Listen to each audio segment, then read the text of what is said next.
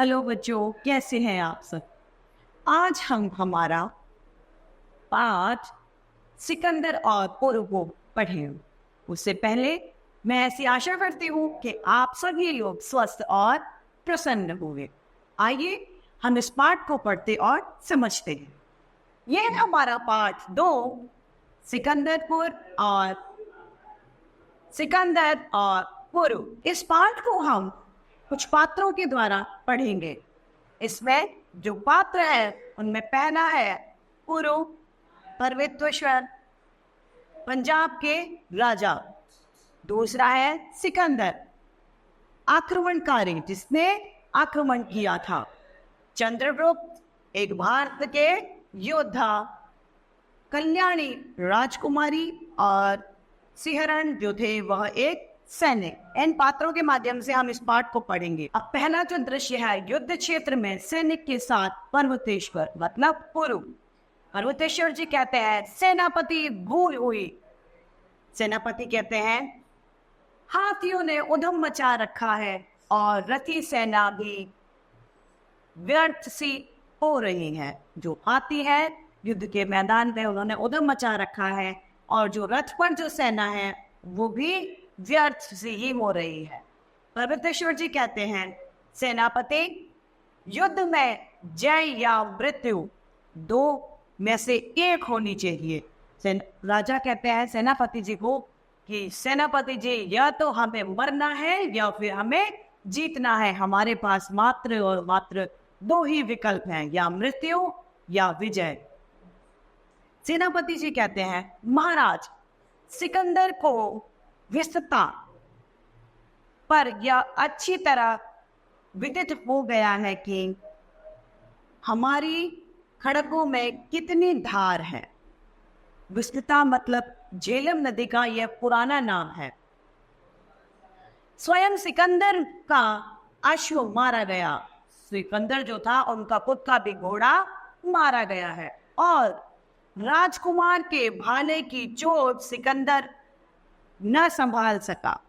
और जो राजकुमार है उनके भाले की चोट है, जिससे भाले से सिकंदर को उन्होंने मारा, उससे वह सिकंदर चोटिल हो गया। अब पर्वतेश्वर जी कहते हैं प्रशंसा का समय नहीं है। वो कहते हैं ये तारीफ का समय नहीं है, जल्दी करो, मेरा राजगढ़ प्रस्तुत हो, मैं स्वयं गज सेना का संचालन करूंगा, चलो। वो कहते हैं मेरा जितना भी राजगण है, यानी जो युद्ध के क्षेत्र में जितने भी लोग जाने वाले हैं वे राजगढ़, वो सामने आए, और मैं खुद गज सेना मतलब हाथियों की सेवा का जो लीडर है, जो नेता है, वह मैं खुद बनूंगा। सब जाते हैं। कल्याणी और चंद्रगुप्त का प्रवेश होता है। कल्याणी जो राजकुमारी है और चंद्रगुप्त जो है वे भारत के योद्धा हैं। अब कल्याणी जी कहती हैं चंद्रगुप्त, तुम्हें यदि मगध सेना विद्रोही जानकर बंदी बनावे तो। अगर वो कहते हैं अगर तुम्हें चंद्रगुप्त बंदी बना लिया जाएगा तो क्या होगा। तो चंद्रगुप्त जी कहते हैं बंदी सारा देश है राजकुमारी, दारुण द्वेष से सब जकड़े हैं। मतलब दुखों से, पीड़ा से सब लोग जकड़े हुए हैं, इसीलिए सभी लोग बंदी ही है राजकुमारी जी। मुझको इसकी चिंता भी नहीं, परंतु राजकुमारी का युद्ध क्षेत्र में आना अपने आप में एक अनोखी बात है। राजकुमारियां युद्ध नहीं लड़ती, वो इस शरीर से कोमल हुआ करती थी। इसीलिए वे कहते हैं चंद्रगुप्त जी कि मुझे अपनी कोई चिंता नहीं है, लेकिन एक राजकुमारी का युद्ध क्षेत्र में उतर आना अपने आप में एक अनोखी बात अवश्य है। कल्याणी कहती है केवल तुम्हें देखने के लिए। कल्याणी क्या कहती है, वैसे तुम्हें देखने के लिए। मैं जानती थी कि तुम युद्ध में अवश्य सम्मिलित होगे, और मुझे भ्रम हो रहा है कि तुम्हारे निर्वासन के भीतर कारणों में एक मैं भी हूं। अब वो कहती है कि मैं सिर्फ तुम्हें देखने के लिए यहाँ पे सम्मिलित हूं। अब चंद्रगुप्त जी कहते हैं परंतु राजकुमारी, मेरा हृदय देश की दुर्दशा से व्याकुल है। मेरा देश जो मैं हो रहा है उसके लिए मेरा जो दिल हृदय है वह बड़ा व्याकुल है, परेशान है। इस ज्वाला में स्मृति लता मुरझा गई है। ये जो ज्वाला है, देश की दुविधा वाली ज्वाला जो मेरे अंदर है, उस ज्वाला की वजह से मेरे मन में जो यादें हैं वे मुरझा गई हैं। यादों की जो बेलें हैं, स्मृति लता मतलब बहुत मुरझा गई हैं। कल्याणी कहती है चंद्रगुप्त, चंद्रगुप्त कहते हैं राजकुमारी समय नहीं, यह बातें करने का समय नहीं है। वह देखो भारतीयों के प्रतिकूल देव ने मेघ माला का सृजन किया है। रथ बेकार होंगे और हाथियों का प्रत्यावर्तन तो और भी भयानक हो रहा है। अब युद्ध में रथ जो है वो बेकार हो गए हैं और हाथियों का प्रत्यावर्तन हो रहा है। कल्याणी कहती है तब मगध सेना तुम्हारे अधीन है, जैसा चाहो करो। अब वो कहती है मगध सेना तुम्हारे अधीन है, तुम जैसा चाहोगे वैसा ही वो आपकी बात मानेंगे। चंद्रगुप्त कहता है पहले उस पहाड़ी पर सेना एकत्रित होनी चाहिए, शीघ्र आवश्यकता होगी। पर्वतेश्वर की पराजय को रोकने की चेष्टा कर देखी। अब वो कहती है कि पर्वतेश्वर की जो पराजय मतलब उनकी जो हार है उसको रोकने की इच्छा मैं देखता हूँ। कल्याणी कहती है चलो। मेघों की गड़गड़ाहट, बादल गरजते हैं, दोनों जाते हैं और एक ओर से सिक्यूलस, दूसरी ओर से पर्वतेश्वर का सैन्य युद्ध प्रवेश हो जाता है। सिक्यूलस कहता है पर्वतेश्वर अस्त्र रख दो। वो कहता है पर्वतेश्वर नाम के राजा से कि आप अपने हथियार डाल दीजिए। पर्वतेश्वर कहता है यवन सावधान, बचाओ अपने आप को। वह एक चेतावनी देता हुआ कहता है कि अपने आप को आप बचाइए।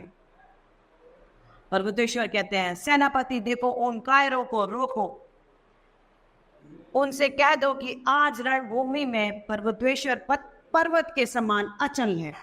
राजा कहते हैं कि सेनापति आप उनसे यह कह दीजिए कि आज युद्ध भूमि में जो पर्वतेश्वर राजा हैं वह पर्वत के समान अचल खड़े हैं। जय पराजय की उन्हें कोई चिंता नहीं है। इन्हें बतला देना होगा कि भारतीय लड़ना जानते हैं। बादलों से पानी बरसाने के लिए, बादलों से पानी बरसने के नाले धमकियां से न बहे, परंतु एक पग भी पीछे हटाना पर्वतेश्वर के लिए असंभव है। वो कहते हैं कि हम बादलों से पानी बरसा सकते हैं, नालों से नहीं। लेकिन मैं आज किसी भी कारण से पीछे नहीं हटूंगा। धर्म युद्ध में प्राण भिक्षा मांगने वाला भिखारी हम नहीं है। अब वो कहते हैं जब ये युद्ध हो रहा है इसमें मैं भिक्षा में अपने प्राण मांग लूं, ऐसा मैं राजा नहीं हूं। जाओ उनसे कहो कि मरने का क्षण एक ही है। जाओ। सेनापति का प्रस्थान होता है और सिंहरण और अलका का प्रवेश हो जाता है। सिंहरण कहते हैं महाराज यह स्थान सुरक्षित नहीं है, उस पहाड़ी पर चलिए। अब सिंहरण उनको एक सुरक्षित स्थान पर ले जाना चाहते हैं तो वो कहते हैं आप चलिए, यह स्थान आपके लिए सुरक्षित नहीं है। पर्वतेश्वर से कहते हैं तुम कौन हो युवक? सिंहरण कहते हैं एक मालव, मालवीय सेना का मालव था वह। पर्वतेश्वर जी कहते हैं मानव के मुख से ऐसा कभी नहीं सुना गया। वो कहते हैं मानव और इस तरीके की बात मैंने ऐसा पहले कभी नहीं सुना। खड़ग क्रिया देखनी हो तो खड़े रहो, डर लगता है तो पहाड़ी पर जाओ। वो कहता है कि अगर आपको यहाँ पर युद्ध देखना है तो आप यहीं पर खड़े रहिए, और अगर आपको उससे भयभीत होना है तो आप उस पहाड़ी, जो सुरक्षित पहाड़ी है, उस पर जा सकते हैं। सिंहरण कहता है महाराज यवनों का दल आ रहा है, जो यवन है उनकी सेना आ रही है। पर्वतेश्वर जी उस पर कहते हैं आने दो, तुम हट जाओ। फिलिप्स का प्रवेश होता है, सिंहरण का भीषण युद्ध होता है। फिलिप्स का हटना, सिक्यूलस फिलिप्स का पुनः प्रवेश। सिहरन का घायल होना और पर्वतेश्वर का युद्ध और लड़क खड़ा कर गिरने की चेष्टा, चंद्रगुप्त और कल्याणी का सैनिकों के साथ पहुंचना, दूसरी ओर से सिकंदर का आना युद्ध बंद करने के लिए सिकंदर की आज्ञा होती है। चंद्रगुप्त जी कहते हैं युद्ध होगा, सिकंदर कहते हैं कौन? तो वो कहते हैं मैं चंद्रगुप्त। चंद्रगुप्त जी कहते हैं हाँ देवपुत्र। सिकंदर कहते हैं किससे युद्ध? वो मुश घायल पर्वतेश्वर वीर पर्वतेश्वर से कदापि नहीं, इनसे पर्वतेश्वर जी से युद्ध कभी नहीं होगा। आज मुझे जय पराजय का विचार नहीं, मैंने एक अलौकिक वीरता का स्वर्गीय दृश्य देखा है। वो कहते हैं कि आज मैंने अलौकिक वीरता, जिसमें इतनी विस्मय हो गए वो लोग कि उस वीरता को एक स्वर्गीय दृश्य से उन्होंने उसकी तुलना कर दी। होमर की कविता में पढ़ी हुई जिस कल्पना से मेरा हृदय भरा है, एक होमर नाम के कवि थे, उन्होंने एक कविता लिखी थी। वह कहते हैं उसी की कल्पना से मेरा हृदय भरा हुआ है, उसे यहाँ प्रत्यक्ष देखा, मतलब एकदम सामने मैंने उस घटना को होते हुए देखा। भारतीय वीर पर्वतेश्वर, अब मैं तुम्हारे साथ कैसा व्यवहार करूं? अब वो कहता है सिकंदर कि अब आप बताइए मैं आपके साथ कैसा व्यवहार करूं? पर्वतेश्वर जी कहते हैं अपने खून को पहुंचते हुए कहते हैं जैसा एक नरपति, मतलब एक राजा अन्य नरपति के साथ करता है। सिकंदर वो कहता है जैसा एक राजा दूसरे राजा के साथ करता है, आप मेरे समक्ष वैसा ही व्यवहार करिए। सिकंदर कहता है मैं तुमसे मैत्री करना चाहता हूं, मतलब मित्रता करना चाहता हूं। विस्मय विमुग्ध होकर तुम्हारी सराहना किए बिना मैं नहीं रह सकता।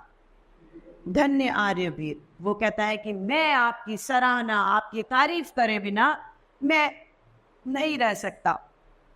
पर्वतेश्वर जी कहते हैं मैं तुमसे युद्ध ना करके मैत्री भी कर सकता हूँ। अब पर्वतेश्वर जी कहते हैं मैं आपसे युद्ध ना करके मित्रता भी कर सकता हूँ, ऐसा युद्ध करना ही मेरे लिए कोई जरूरी नहीं है। चंद्रगुप्त जी कहते हैं पंचनंद नरेश, आप क्या कर रहे हैं? समस्त मगध सेना आपकी प्रतीक्षा में है, यह युद्ध होने दीजिए। अब चंद्रगुप्त जी क्या कहते हैं कि मगध की जो सेना है वो आपके इंतजार में है, आपकी प्रतीक्षा में है, आप युद्ध को होने दीजिए, रोकिए मत। कल्याणी कहती है इन थोड़े से अर्ध जीवित यवनों को विचलित करने के लिए पर्याप्त मगध सेना है महाराज, आज्ञा दीजिए। अब वह कहती है जो ये यवन के जो सैनिक हैं, जो अधमरे जैसे हैं, आधे जिंदा आधे मरे हैं, उनको समाप्त करने के लिए मगध की जो सेना है वो पूर्ण रूप से तैयार है। पर्वतेश्वर जी कहते हैं नहीं युवक, वीरता भी एक कला है। वो क्या कहते हैं? वीरता अपने आप में एक कला है, उस पर मुग्ध होना आश्चर्य की बात नहीं। मैंने वचन दे दिया, अब सिकंदर चाहे हटे। अब पर्वतेश्वर जी कहते हैं कि मैंने तो इनसे युद्ध ना करने का वचन दे दिया है, मैं अपने वचन से पीछे नहीं हटूंगा। सिकंदर चाहे तो वह पीछे हट सकता है। सिकंदर कहता है कदापि नहीं, कभी भी नहीं। कल्याणी कहती है शिरस्त्राण फेंक कर जाती हूँ क्षत्रिय पर्वतेश्वर, मैं यहाँ से विदा ले रही हूँ महाराज। तुम्हारे पतन में रक्षा न कर सके, बड़ी निराशा हुई। अब कहती है कि मैंने तुम्हारे पतन में, तुम्हारे नीचे गिरने में तुम्हारी सहायता न कर पाई, इससे मेरे को बड़ा दुख है। पर्वतेश्वर कहता है तुम कौन हो? चंद्रगुप्त कहते हैं मगध की राजकुमारी कल्याणी देवी। कौन है ये? मगध की राजकुमारी कल्याणी देवी। पर्वतेश्वर जी कहते हैं ओ पराजय, निकृष्ट पराजय। चंद्रगुप्त और कल्याणी का प्रस्थान हो जाता है। सिकंदर आश्चर्य से देखता है, अलका घायल सिहरन को उठाना चाहती है कि आंभिक आकर दोनों को बंदी बना करते हैं। पर्वतेश्वर कहते हैं यह क्या है? आम्बिक कहता है इनको अभी बंदी बनाकर रखना चाहिए। पर्वतेश्वर कहता है तो यह लोग मेरे यहाँ रहेंगे। सिकंदर कहता है पंचनंद नरेश की जैसी इच्छा हो, मतलब पंचनंद नरेश जैसी आपकी मर्जी हो, जैसा चाहे आप करवा सकते हैं। इस तरीके से हमारा पाठ सिकंदर और पुरु समाप्त होता है। मुझे आशा है आप सभी को यह पाठ भली भांति रूप से समझ में आया होगा। आज के लिए इतना ही, फिर मिलते हैं। धन्यवाद।